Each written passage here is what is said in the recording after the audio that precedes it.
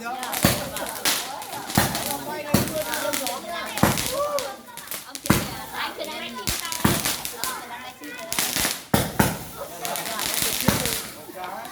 Đây này, điểm mấy cái quả cao của mình nó phiếu quá lên. Cao đâu, không quên quả cao nữa để bổ